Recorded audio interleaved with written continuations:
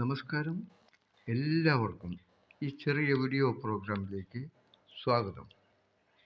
ഞാൻ ഫ്രാൻസിസ് മാത്യു.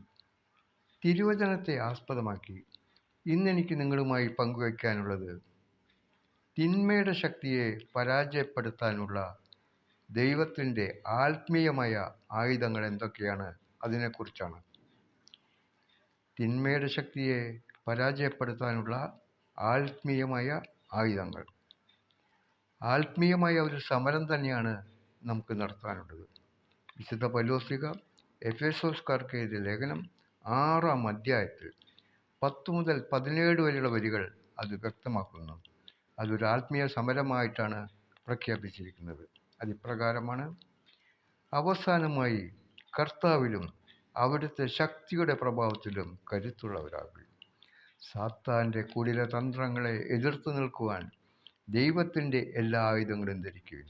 എന്തെന്നാൽ നമ്മൾ മാംസത്തിനും രക്തത്തിനും എതിരായിട്ടല്ല, പ്രഭുത്വങ്ങൾക്കും ആധിപത്യങ്ങൾക്കും, ഈ അന്ധകാര ലോകത്തിൻ്റെ അധിപന്മാർക്കും സ്വർഗീയ ഇടങ്ങളിൽ വർത്തിക്കുന്ന തിന്മയുടെ ദുരാത്മാക്കൾക്കും എതിരായിട്ടാണ് പടവെട്ടുന്നത്. അതിനാൽ ദൈവത്തിൻ്റെ എല്ലാ ആയുധങ്ങളും ധരിക്കുന്നു.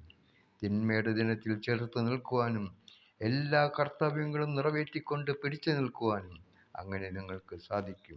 അതിനാൽ സത്യം കൊണ്ട് അരമുറുക്കി നീതിയുടെ കവചം ധരിച്ച് നിങ്ങൾ ഉറച്ചു നിൽക്കുകയും സമാധാനത്തിൻ്റെ സുവിശേഷത്തിന് ഒരുക്കമാകുന്ന പാദരക്ഷകൾ ധരിക്കുകയും സർവോപരി ദുഷ്ടൻ്റെ ജ്വലിക്കുന്ന കൂരമ്പുകളെ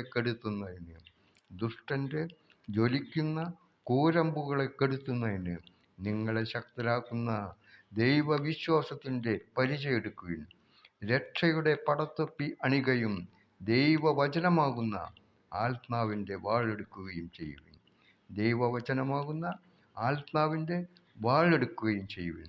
ഇതാണ് തിന്മയുടെ ശക്തിയെ പരാജയപ്പെടുത്താനുള്ള ആത്മീയമായ ആയുധം.